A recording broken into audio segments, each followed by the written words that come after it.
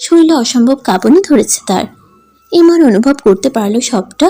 নিজেকে শান্ত রেখে মুস্কানকে নিজের অনেকটা কাছে নিয়ে নিল। আদুরে গলায় ফিসফিস করে বলল, এখনো অনেক দেরি বড় হতে। এক হাতে বুকের সাথে চেপে ধরে আরেক হাতে মাথায় হাত বুলিয়ে দিল। শান্ত হও মুস্কান, কিছু হয়নি, ভয় পেও না। পানি খাবে? মুস্কান কিছু বলল না। ইমন এক হাতে মুস্কানের এক হাত শক্ত করে চেপে ধরে রুমে নিয়ে বিছানায় বসালো। মুস্কান কেঁপেই চলেছে। এই কাঁপুনি শুধু তার শরীরের নয়, মনেও ধরেছে। এটাই স্বাভাবিক যে সে ফুলের মতো নিষ্পাপ। তার জীবনের প্রথম পুরুষ ইমন চৌধুরী। তার স্পর্শে তার অনুভূতির মাত্রা যে অনেকটাই প্রখর। অন্য পুরুষের সামান্য স্পর্শে তার শরীর খিনখিন করে ওঠে, ঘৃণা লাগে ভীষণ। আর ইমন তাকে এত গভীরভাবে স্পর্শ করলেও তার ঘৃণা হয় না, বরং সেই স্পর্শ তার শরীর ভেদ করে হৃদয়ে স্পন্দিত হয়। গ্লাস সামনে দিতেই মুস্কান মাথা নিচু করে পানিটা খেয়ে নিল। ইমন বাঁকা হেসে গ্লাসটা রেখে মুস্কানের পাশে বসলো। মুস্কানের হাতের উপর হাত রেখে বলল, কি ফিল করে গেলে তো? আমাকে সামলাতে হলে আরো অনেক বড় হতে হবে, বুঝলে? মুস্কান মুখটা ভার করে ইমনের দিকে চেয়ে বলল, আমি যদি নাই বাসি তো কিভাবে আপনাকে সামলাবো? হোয়াট? এসব কি কথা? তাই তো, আপনি তো আমার নিঃশ্বাসটাই আটকে রেখেছিলেন। এটা আপনার প্ল্যান তাই না, যাতে আমি ফেল করে যাই আর এই বাহানায় আপনি বিয়েটা না করতে পারেন? ইমন হকচকিয়ে গেল। তীক্ষ্ণ দৃষ্টি ছুড়ে দিল মুস্কানের দিকে। মুস্কান মুখ ফুরিয়ে নিল, উঠে দাঁড়িয়ে বলল, আমি যাচ্ছি। মুস্কানের অভিমানের পাল্লাটা যে এবার বেশ ভারী হয়ে গেছে তা বুঝতে খুব একটা অসুবিধা হলো না। কয়েক পা ফেলতে ইমন তার হাত ধরে আটকে ধরল। গম্ভীর গলায় বলল, বিয়ে তো আমি করবই, আর তোমাকে। কারণ সাধ্য নেই আমার বউ হওয়া থেকে তোমাকে আটকানোর, এমনকি তোমার নিজেরও না। ফালতু বিষয় ভেবে মন খারাপ করলে আমার থেকে খারাপ আর কেউ হবে না। চুপচাপ গিয়ে শুয়ে পড়ো। অনেক পাকনামো দেখেছে, কত দূর কি পারবে তাও বুঝেছে। এই দুনিয়াতে তোমার আগে আমি এসেছি, তাই তোমার থেকে সবকিছুতে জ্ঞান বলো, দক্ষতা বলো আমার বেশি। এমনকি তোমাকে তুমি যতটা চেনো তার থেকে বেশি আমি চিনি। এই হাতের একটা থাপ্পড় খেলে তোমার মধ্যে যে প্রতিক্রিয়া আসবে সেটা তুমি থাপ্পড় খাওয়ার পর অনুভব করতে পারবে, বুঝতে পারবে। আর আমি দেওয়ার আগে সবটা বুঝে যাব, কি হতে পারে না পারে, কেমন লাগতে পারে না লাগতে পারে, বুঝছো? মুস্কান এক ঢোক গিলল। ভয় তার গলা শুকিয়ে গেছে। ইমনের হাতের দিকে একবার, মুখের দিকে একবার, মলিন চোখে তাকাতেই ইমনের হাতের দিকে একবার, মুখের দিকে একবার, মলিন চোখে চাইতেই ইমন হাতটা ছেড়ে বলল, রুমে যাও। মুস্কান মাথা নিচু করে চলে গেল। অবশেষে বিয়ের ডেট ফিক্সড করে ফেলল দিহান আর ইমন। মুস্কান তাদের দুজনের জন্যই কফি নিয়ে রুমে আসলো। দিহান এক নজর মুস্কানকে দেখে চোখ সরিয়ে নিল। ইমন ইশারা করতেই মুস্কান চলে গেল। দিহান বলল, দোস্ত, বিয়ের আগে এসব কি? পরের বউর দিকে এত নজর দিতে নেই। আমি নজর দিই নাই ভাই। আমার কি বউ নাই নাকি? তোর থেকে এক ধাপ এগিয়ে বাচ্চা সহ আছে। বলেই কলার টানলো। ইমন মৃদু হেসে কফির মগে চুমুক দিল। দিহান বলল, এভাবে সিল রেখে দিছো কেন ভাই? সিল লাগাতে সমস্যা কি? এখানে বাইরে কেউ নেই। ওকে, বাচ্চা মেয়েটা, ইস মায়া লাগছে। এত মায়া দেখি কাজ নেই। যা, সত্যিকে স্কুলে দিয়ে আজকে আমার কাছে কাজ আছে, শেষ করে তোকে ফোন করব। মুস্কান হাতের কাছে সব এগিয়ে দিতে লাগলো। ইমন সব নিয়ে রুম থেকে বেরোলো। মুস্কান তার স্বভাবে ইমনের পিছু পিছু যেতে লাগলো। দরজার কাজ অবধি আসার পর ইমন পিছন ঘুরে সানগ্লাসটা খুলে মুস্কানের ঠোঁটের দিকে চেয়ে বলল, এতটা জখম হয়ে গেছে, ব্যথা হচ্ছে না? মুস্কান লজ্জা পেয়ে মাথা নিচু করে ডান দিক বাঁ দিক নাড়ালো। ইমন বাঁকা হেসে চশমাটা কোটের পকেটে রেখে এক হাতে থুতনি ধরে মুখ উঠিয়ে আরেক হাতে গাল টিপে বলল, গুড গার্ল। মুস্কান ড্যাব ড্যাব করে চেয়ে রইল। ইমন মৃদু হেসে বেরিয়ে গেল। ঘরোয়াভাবে বিয়ের আয়োজন করা হলেও বেশ এলাহি ব্যাপার হয়ে গেছে। ও বাড়ির কয়েকজন এসে গেছে। ইমনের সব থেকে ক্লোজ ফ্রেন্ডরাই এসেছে। তারা ভীষণ খুশি, কারণ শায়রি নতুন করে জীবন শুরু করতে রাজি হয়েছে। অবশেষে দিহান তার ভালোবাসাকে নিজের করে পাচ্ছে। দিহান এবং ইমন দুজনেরই যে অবশেষে বিয়ে করছে তাদের দিহান এবং ইমন দুজনেই যে অবশেষে বিয়ে করছে এবং তাদের ভালোবাসার মানুষটাকেই, এতেই তারা সকলে ভীষণ খুশি। তাই আনন্দের কোনো ত্রুটি রাখতে চায় না তারা। মুস্কান সবার হ্যাঁতে হ্যাঁ, নাতে না, তাই তাকে নিয়ে কারো সমস্যা হলো না। সমস্যা ঘটালো শায়রি, কারণ তার সবকিছুতেই শুধু না আর না। দিহান শায়রিকে ফোন করে কয়েকটা ট্রিট দিল শুধু।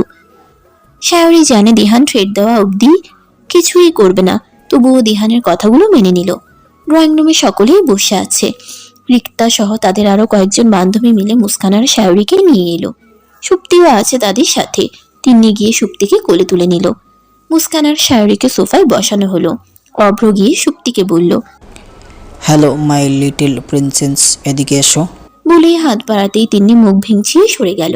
অভ্র মুখ বেঁকিয়ে অন্য পাশে গিয়ে দাঁড়ালো। বারে বারে ঘুঘু তুমি খেয়ে যাও ধান, এইবার ঘুঘু তোমার লহিব পরাণ। ভেবে চোখ টিপ দিল অভ্র।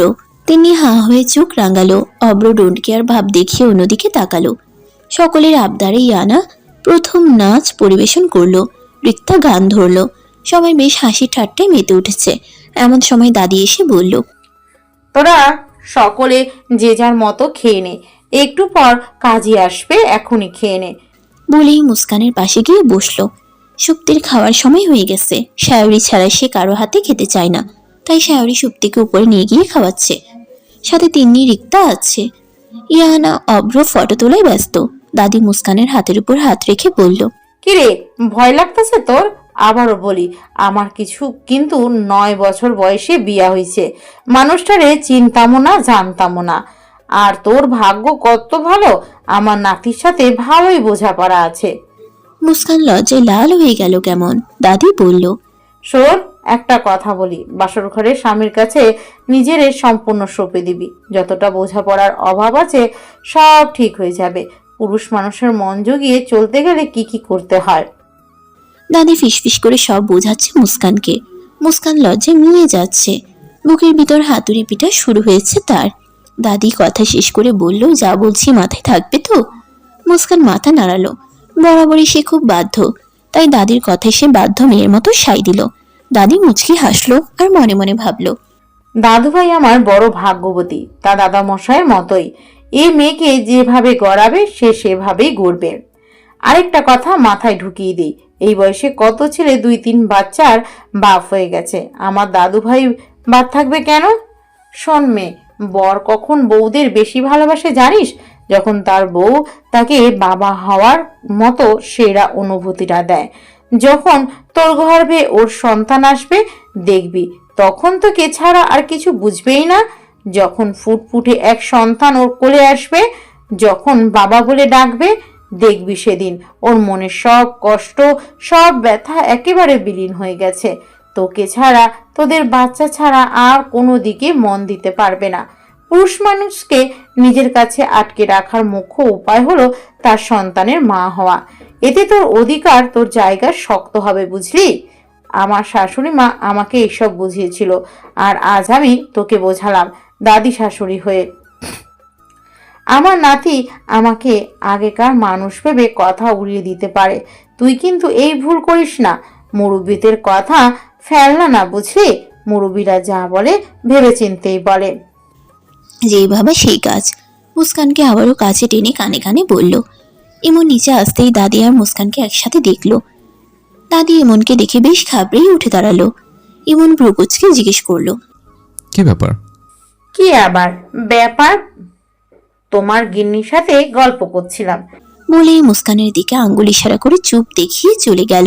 ইমন বেশ বুঝলো আবার মাথায় কিছু ঢোকানো হয়েছে। এই দাদিকে নিয়ে আর পারা যায় না। মেয়েটার মাথায় কিসব ঢোকালো কে জানে। এই মেয়ে তো যে যা বলবে তাই শুনবে। মুস্কানের দিকে চাইতেই ইমন হকচকিয়ে গেল। লজ্জায় গাল দুটো লালিমা আভায় ভরে গেছে। ইমনের দিকে তাকাতে অবধি পারছে না। ইমন বেশ বুঝলো দাদি উল্টাপাল্টা কিছু বুঝিয়েছে। মেয়েটাকে পাকনা বানিয়ে ছাড়বে দেখছি। লম্বা এক শ্বাস নিয়ে চলে গেল সেখান থেকে। বিয়ে কমপ্লিট। দিহানের মা বারবার ফোন করছেন বেশি রাত না করতে। তিন্নি সুপ্তিকে নিয়ে আগেই চলে গেছে। সাথে অভ্র সহ দিহানের কয়েকটা ফ্রেন্ড রয়েছে। অভ্র অবশ্য সুপ্তির বাহানায় গিয়েছে তাদের সাথে। শায়রির মা আর ভাই এসেছে। সকলেই মিলে শায়রি আর দিহানকে বিদায় জানালো। শায়রির মা দিহানের বাবার হাত ধরে বেশ কান্নাকাটি করলো। আমার মেয়েটা সুখ কি জিনিস সেটা হয়তো ভুলে গেছে ভাই, আপনার হাতে তুলে দিলাম। বাবাকে হারিয়েছে অনেক বছর হলো, এবার আবার মেয়ে তার আরেক বাবার ভালোবাসা পাবে। আপনার নাতিটাকেও আমার নাতিটাকেও আপনার আপনারা আপন করে। দিলীপ খন্দকার শায়রির মাকে ভরসা দিলেন। দিহান এবং শায়রিকে জড়িয়ে অনেক কান্নাকাটি করলো তার মা। এই কান্না ছিল সুখের কান্না, মেয়ের জীবন নতুন করে শুরু হওয়ার আনন্দের কান্না। শায়রিও নিঃশব্দে কেঁদে যাচ্ছে। দিহান বুঝতে পারল শায়রির কান্না বড্ড খারাপ লাগলেও সেই খারাপ লাগাকে গুরুত্ব না দিয়ে মাথায় দুষ্টু বুদ্ধি চাপালো। শায়রির হাত তার হাতের মাঝে আবদ্ধ ছিল। দিহান একটু আলগা করে হাতে চিমটি কাটলো। শায়রি কান্না চেপে হাত সরাতে নিতেই দিহান আবার হাত শক্ত করে চেপে ধরল। সকলের সামনে বলে শায়রি চুপচাপ দাঁড়িয়েছিল। মনে মনে বেশ বকল দিহানকে। মুস্কানও সমানতালে কেঁদে যাচ্ছে। সে কারো কান্না সহ্য করতে পারে না। তারপর শায়রি চলে যাচ্ছে এই ভেবে অঝরে কাঁদতে লাগলো সে। ইমন আর চোখে তার কান্না দেখতে দেখতে বিরক্ত হয়ে গেল ভীষণ। সবাই না থাকলে এতক্ষণে কয় ধমক খেত সে নিজেও জানে না। ইমন আস্তে আস্তে দাঁতে দাঁত চেপে বলল, কি ব্যাপার, বিদায় কি তোমার হচ্ছে না শায়রির হচ্ছে? মুস্কান কান্না থামিয়ে ইমনের রাগান্বিত দৃষ্টি দেখে মুখটা কাচুমাচু করে দাঁড়িয়ে রইল। কান্না চাপাতে গিয়ে হেঁচকে উঠে গেল তার। ইমন চোখ দিয়েই তাকে বেশ শাসাতে শুরু করলো। বাসর ঘর সাজাতে নিষেধ করলেও ইয়ানা রিক্তা সেই নিষেধ মানেনি। তার উপর সাপোর্টার হিসেবে যদি দাদি থাকে তাহলে কার সাধ্য আছে তাদের আটকানোর? রাত 12টা ছুঁই ছুঁই। সারাদিনে বেশ ধকল গেছে সবার। সেই সকালে একটু ভাত খেয়েছিল। মুস্কান সারাদিন সে আর কিছু খেতে পারেনি। গলা দিয়ে খাবার নামেনি তার। শরীরটা এখন বেশ দুর্বল লাগছে। একরাশ ঘুম এসে ভর করেছে চোখে। সোফায় বসে ঝিমুচ্ছে সে। রাত জাগার অভ্যেস থাকলেও দুর্বলতার কারণে আজ টিকে থাকতে পারছে না। ইমন তার বন্ধুদের সাথে ছাদে রয়েছে। সকলে মিলে ড্রিঙ্কসের ব্যবস্থা করেছে, যা ইমন জানতো না। সবাই বউ বাচ্চার জন্য এসব খেতে পারে না, তাই আজ সারা রাত জমিয়ে এনজয় করবে তারা। ইমন এক প্যাক নিল। খাওয়ার ইচ্ছে ছিল না, তবুও খেলো। সবাই আড্ডায় মেতে উঠল।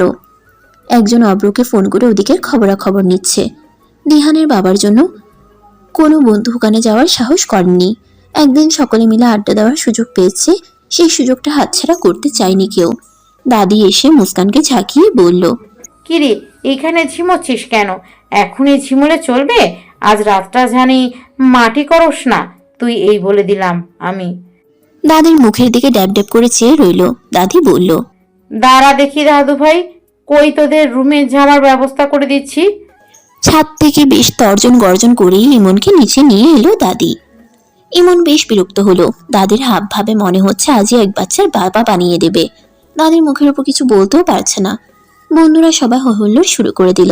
একজন সাউন্ড বক্স অন করে দিল। আরেকজন বলল, বিগ বস প্রথম বাসর, প্রথম অনুভূতি, এনজয়। ইমন কাউকে তোয়াক্কা না করে দাদির পিছনে চলে গেল। ইয়ানা রিক্তাও রুম থেকে বেরিয়ে গেল। দাদির কথা অনুযায়ী ইয়ানা যাওয়ার আগে এক গ্লাস দুধ টেবিলের উপর রেখে গেছে আর বলে গেছে ইমনকে খাওয়াতে। ইমন রুমে ঢুকে সিটকেনি লাগিয়ে ঘড়ি খুলতে খুলতে বলল, এ পোশাক ছাড়নে যে এটা পরে ঘুম হবে? মুস্কানের বুকের ভেতরটায় ডিপ ডিপ আওয়াজ হতে লাগলো। তার ঘুম যেন এক নিমিষেই পগার পার। নিজের ভয়টাকে জয় করার জন্যই চট করে দুধের গ্লাসটা নিয়ে ইমনের সামনে ধরলো। ইমন জিজ্ঞাসু দৃষ্টিতে তাকাতেই মুস্কান বলল, দাদি, এটা খেতে বলেছে আপনাকে। ইমন বেশ বুঝলো দাদির বলা কথাগুলো অক্ষরে অক্ষরে পালন করবে এখন এই মেয়ে। আমি সব খাই না, ভালো করে জানো। এটা নিয়ম, খেয়ে নিন। নিয়ম মাই ফুড বলে গ্লাসটা একটু খেয়ে মুস্কানের দিকে এগিয়ে বলল, বাকিটা তুমি শেষ করো, আমি ফ্রেশ হয়ে আসছি। সারাদিন না খেয়ে পেটে যেন পিত্তে পড়ে গেছে। এখনো তার খেতে ইচ্ছে হলো না, তবুও ইমনের আদেশ। সেই সাথে এই প্রথম ইমনের এটো খেতে বড্ড লোভ হলো, তাই এক চুমুকে শেষ করলো। এবার দাদির বলা অনুযায়ী নিজেকে সুন্দর করে পরিপাটি করে নিয়ে বিছানার মাঝ বরাবর চুপটি মেরে বসে রইল। বুকের ভিতর অদ্ভুত সব অনুভূতিরা উকি দিচ্ছে। নিজেকে বউ বউ মনে হচ্ছে। তার পরক্ষণেই ভাবলো, আমি তো এখন বউ হই ওনার, বউ আমি। লজ্জায় লাল হয়ে গেল। নিচের দিকে মাথা রেখে চুপ করে বসে রইল। পৃথিবীর সকল সুখ এসে ভর করেছে তার মনে। আবেগ অনুভূতিরা যেন আকাশ পথে উড়ে বেড়াচ্ছে। কিশোরী বয়সের অনুভূতিগুলো যে বড্ড বেহায়া হয়। এর উপর যদি দাদির মতো একজন থাকে সেই অনুভূতির আগুনে ঘি ঢেলে দেওয়ার জন্য, তাহলে তো কথাই নেই। বাথরুম থেকে বেরোতেই চোখ যেন কপালে উঠে গেল ইমনের।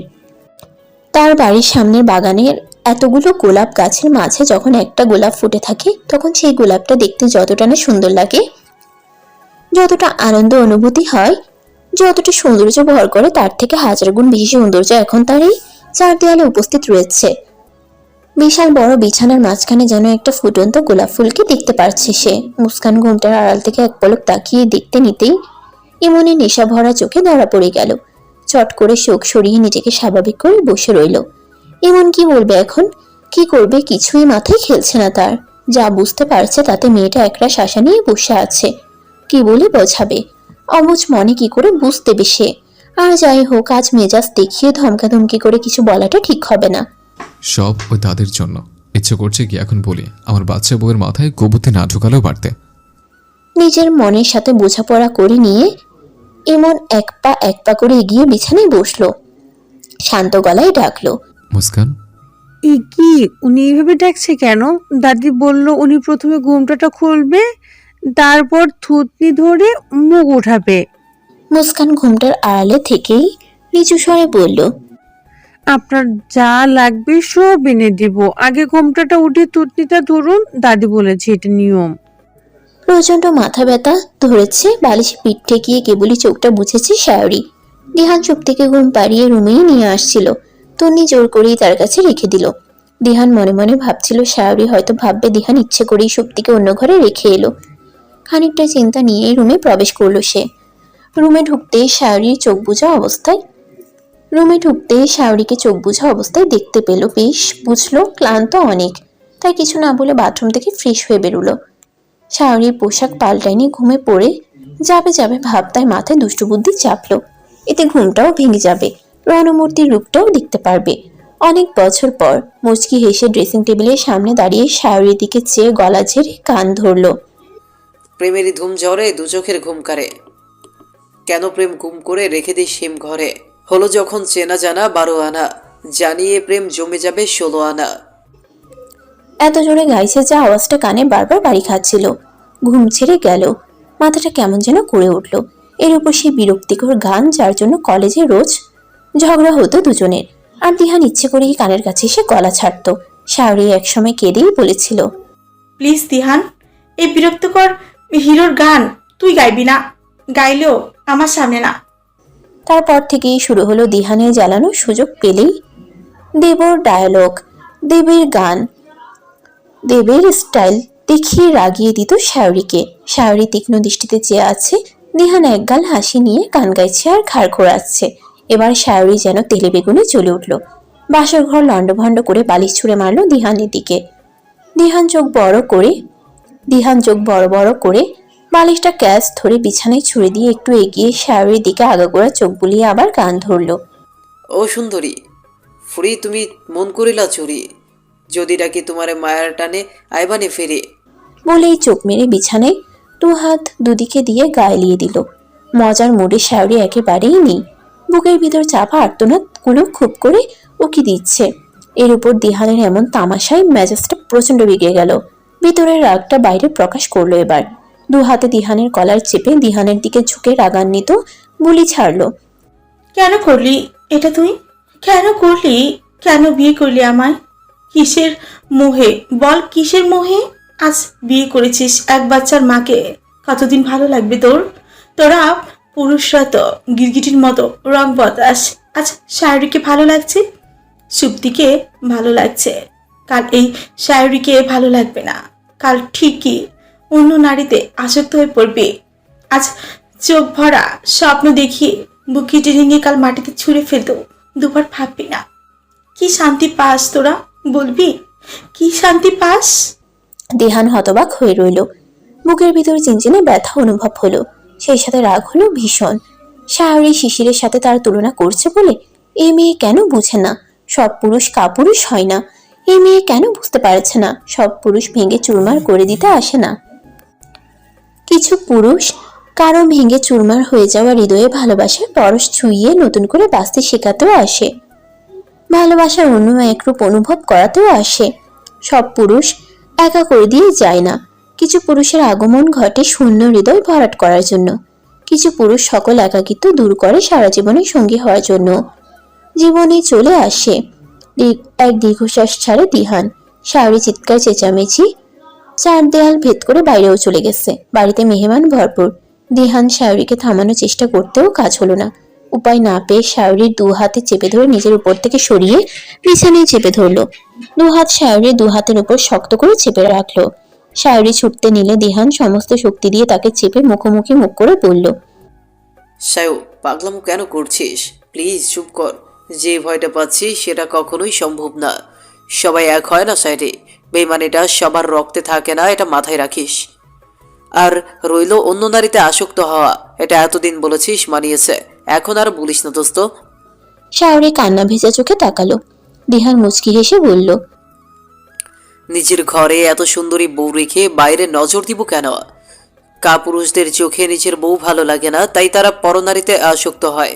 তোর কি এত বছরে এটা মনে হয় আমি কাপুরুষ? আমি হচ্ছি আসল পুরুষ, বুঝলি? তাই আমার কাছে আমার বউই সেরা। বলেই ভুবন বুলানো এক হাসি দিল। শায়রি কিছুটা শান্ত হলো, মৃদু স্বরে বলল, ছাড় আমায়, হাতে লাগছে। দিহান চমকে গেল। কখন যে শায়রির এত কাছে চলে এসেছে খেয়ালই করেনি। পুরো শরীরে এক মৃদু অনুভূতি বয়ে গেল।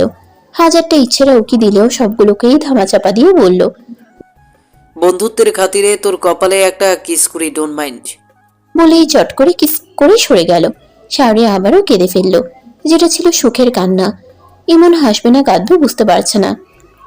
বাসর ঘরের নিয়মগুলো তার সদ্য বিবাহ করা 16 বছর বয়সী কিশোরী বউ কিনা তাকে শেখাচ্ছে, ভাবা যায়? হালকা কেসে উঠল ইমন। মুস্কান ঘুমটা খুলে দ্রুত টেবিল থেকে পানির গ্লাসটা নিয়ে ইমনের সামনে দিল। ইমন পানিটা খেয়ে গ্লাসটা নিজেই রেখে গম্ভীরভাবে বলল, মুস্কান, যাও শাড়ি পাল্টে নাও। নিয়মগুলো পালন না করলে অমঙ্গল হবে তো। বলেই মুখ ভার করলো। ইমন তীক্ষ্ণ দৃষ্টি ছুড়ে দিল। মুস্কান মাথাটা নিচু করে ফেলল। মুখটাও ভার হলো ভীষণ। তার জামা কাপড়গুলো ইয়ানা রেখে গেছিল। সেখান থেকে হালকা গোলাপি রঙের সেলোয়ারটা নিয়ে বাথরুমে চলে গেল। ইমন স্বস্তির এক শ্বাস নিয়ে বিছানায় গায়ে দিবে, অমনি বাথরুম থেকে হালকা আর্তনাদ এলো। ইমন খানিকটা ভয় পেয়েই উঠে বসলো। কি হলো না হলো কিছু না ভেবেই দ্রুত বাথরুমের সামনে গিয়ে নক করলো। মুস্কান দরজা না খোলায় কঠিন স্বরে খুলতে বলতেই দরজা খুলে যায়। মুস্কান অপরাধীর মতো মুখ করে দাঁড়িয়ে আছে। ইমন ভ্রুকুচকে বলল, কি হয়েছে? মুস্কান আমতা আমতা করে বলল, ইয়ানা আপু, কি একটু দরকার? মুস্কান ভয়ে চুপ করে রইল। ইমনের ব্যাপারটা স্বাভাবিক লাগলো না। কি দরকার আমি বলো। রাত কটা বাজে খেয়াল আছে? ওদের টাকাটা এখন বেমানান। মুস্কান ভয়ে চুপ করে রইল। ইমনের ব্যাপারটা স্বাভাবিক লাগলো না। স্টুপিডের মতো এখানে হা করে দাঁড়িয়ে না থেকে কিছু লাগলে বলো, নয়তো কাপড় পাল্টে ঘুমাতে আসো। বলেই নিজের দিকে চোখ পড়তেই দেখলো কয়েকটা সেফটি পিন ছড়িয়ে ছিটিয়ে আছে সাদা টাইলসের উপর। পানির সাথে তরল কিছু মিশ্রিত হচ্ছে লাল রঙের। ইমন ভ্রু কুচকে মুস্কানের দিকে তাকালো। চোখ দুটো টলমল, মুখ দেখে বোঝা যাচ্ছে সে ঠিক নেই। ইমনের ভীষণ রাগ হলো। মুস্কানের এত মুগ্ধতা, স্নিগ্ধতা, নির্মলতা, নমনীয়তা ভরা মেয়ে মানবী যেমন দুনিয়াতে আর দুটো দেখেনি, তেমনি তার মতো বোকা গাদিও আর দুটো দেখেনি। নিশ্চয় কিছু ঘটিয়েছে, মুখ ফুটে বলবি, এই সেন্সটুকু আল্লাহ একে দেয়নি। দাঁতে দাঁত চেপে বলল, কি হয়েছে? কি ঘটিয়েছ আমাকে বলো, নয়তো তোমাকে কি করব আজকে ভেবেও পাবে না। আঁচলটা আটকে গেছে, খুলছে না। ইমন এক দীর্ঘ নিঃশ্বাস ছেড়ে বাথরুমে ঢুকে পড়লো। কাঁধে ধরে পিছন ঘোরাতেই চমকে গেল ইমন। রিক্তা কয় ধমক খাবে কাল ঠিক করাই ছিল, কিন্তু এই মেয়েকে আজ শায়েস্তা করেই ছাড়বে। বিড়বিড় করতে করতে পিনটা এক টান দিতেই মুস্কান আহ করে উঠল। আরও কয়েক ফোঁটা রক্ত ছিটকে পড়লো কিছুটা ইমনের হাতে। চোখ দিয়ে কয়েক ফোঁটা পানি গড়িয়ে পড়লো।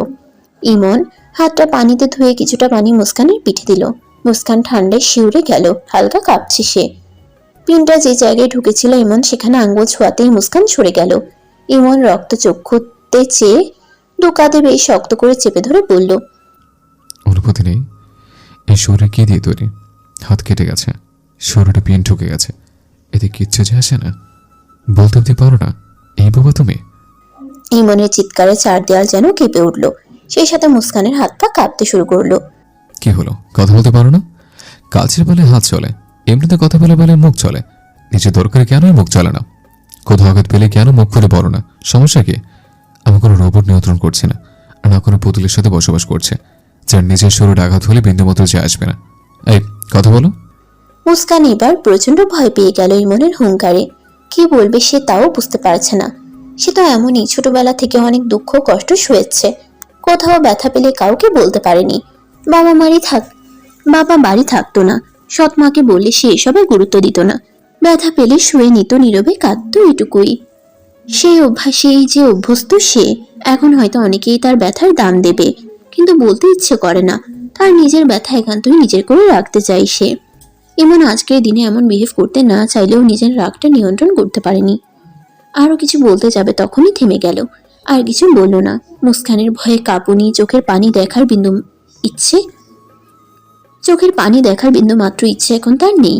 আর না তাকে বকতে ইচ্ছে করছে। নিজের মতো আর যে কয়টা পিন ছিল খুঁজে বের করে করে খুলে শাড়িটা খুলে ফেললো। মুস্কান এবার লজ্জায় শেষ। ভয়টা তার মুহূর্তেই হাওয়া হয়ে গেল। বুকের ভিতর যেন তোলপাড় শুরু হয়ে গেল। হৃদয় স্পন্দন বেড়ে গেল তীব্র মাত্রায়। ইমনের সেদিকে কোনো ভ্রুক্ষেপ নেই। সে শাড়িটা নিচে ফেলে মুস্কানকে পিছন ঘুরিয়ে ব্লাউজের ফিতায় টান দিল। মুহূর্তেই মুস্কান শিউরে উঠল।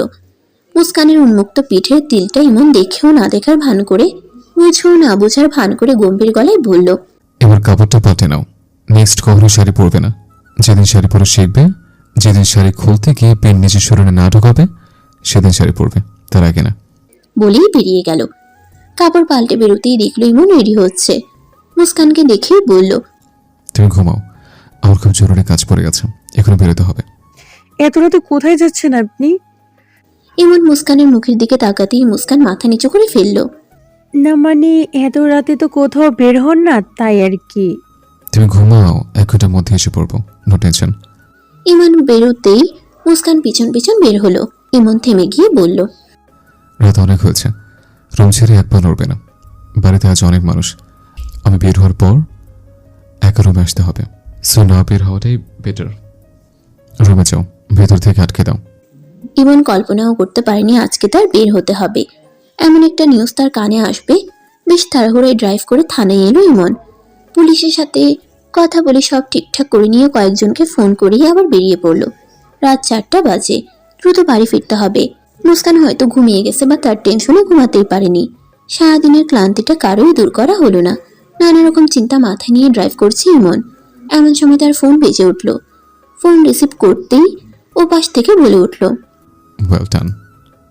খুশির মাত্রা এতটাই বেশি ছিল যে গাড়ির মেইন রাস্তা ছেড়ে সাইড রাস্তায় চলতে শুরু করেছে। এক পর্যায়ে বিরাট বড় গাছের সাথে গাড়ি বাসতেই বিকট এক শব্দ হলো। সবে চোখ বুঝেছে। 5টা অবধি অপেক্ষা করার পর আর জেগে থাকতে পারল না মুস্কান। ঘুমের রাজ্যে পাড়ি দিতে না দিতেই বেশ আওয়াজ ভেসে এলো কানে। সেই সাথে অস্বাভাবিকভাবে দরজায় শব্দ হতে লাগলো। মুস্কান ভয়ে ধরফড়িয়ে উঠে বসলো। প্রথমে ভাবলো সে ঘুমিয়ে যাওয়ায় ইমন রেগে দরজা ধাক্কাচ্ছে। ইস, কি ভুলটাই না হলো। এখন ওনার ধমক কয়টা খাবি কল্পনাও করতে পারবি না।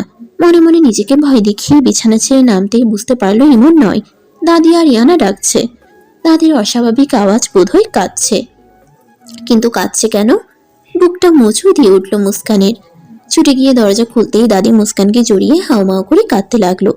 পরক্ষণেই বেশ থমকাতে শুরু করলো। কেন যেতে দিলি? কেন দাদু ভাইকে যেতে দিলি? বাসর ঘরে কেউ বরকে ছাড়ে? কত বড় অঘটনটাই না ঘটালি তোরা মিলে। তোকে না বলেছিলাম দাদু ভাইকে বেঁধে রাখতে? নিজের স্বামীকে ধরে রাখতে পারিস না? বলেই তো এত বড় দুর্ঘটনা ঘটলো। বলেই হাউমাউ করে কাঁদতে লাগলো। দাদি চুপ থাকো, আমাদের এক্ষুনি হসপিটালে যেতে হবে। দাদা ভাইয়ের বন্ধুরা গেছে, রিক্তাপু গাড়িতে ওয়েট করছে, তাড়াতাড়ি চলো মুস্কান, চলো। মুস্কানের চোখ দুটো লাল হয়ে এলো। কানে ঝিঝি ধরে গেল। বুকের ভিতর কেউ যেন কামড়ে ধরেছে। বহু কষ্টে বলল, উনি কোথায়? উনি ঠিক আছে তো? দাদি মুস্কানকে জড়িয়ে কাঁদতে কাঁদতে বলল, ঠিক নাই, আমার দাদু ভাই ঠিক নাই। উনি ঠিক আছে, একদম ঠিক আছে। মুস্কান, আমাদের যেতে হবে, চলো। কোথায় যাব? উনি কোথায়? দাদা ভাই হসপিটালে, অ্যাক্সিডেন্ট হয়েছে, তাড়াতাড়ি চলো। মুস্কানি প্রথম চিৎকার করে উঠল না। মুস্কানের চোখ বেয়ে পানি ঝরতে শুরু করলো। দাদি ইয়ানাকে রেখে এসে দৌড়ে বেরিয়ে গেল। ইয়ানাও দাদিকে নিয়ে বেরুলো। কেবিনে ঢুকতেই মুস্কান ফুপিয়ে কেঁদে উঠল। ইমনের চোখ দুটো বন্ধ, মাথায় ব্যান্ডেজ করা। এক হাতে ব্যান্ডেজ, পায়ের গোড়ালিতে ব্যান্ডেজ। বিয়ের রাতে এত বড় দুর্ঘটনা ঘটে যাবে কেউ কল্পনাও করতে পারেনি। একরামুল চৌধুরী সহ সাজিয়া বেগমও মুস্কানকে দোষারোপ করতে শুরু করলো। মুস্কানের সেদিকে কোনো খেয়াল নেই।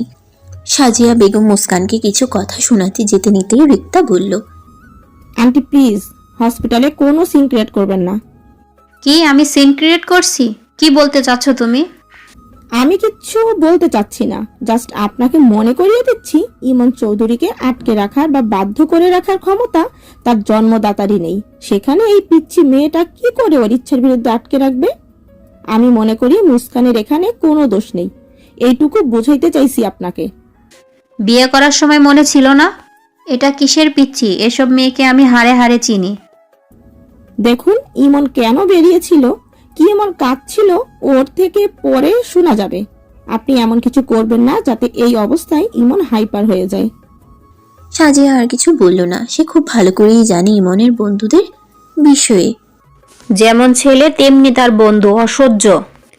এই মেয়েকে তো আমি পরে দেখে নেব। আমার বাড়ির বউ হওয়ার শখ যদি না মিটিয়েছি, আমার নামও সাজিয়া নয়। সাজিয়া আর কিছু বলল না। সে খুব ভালো করেই ইমনের বন্ধুদের বিষয়ে জানে।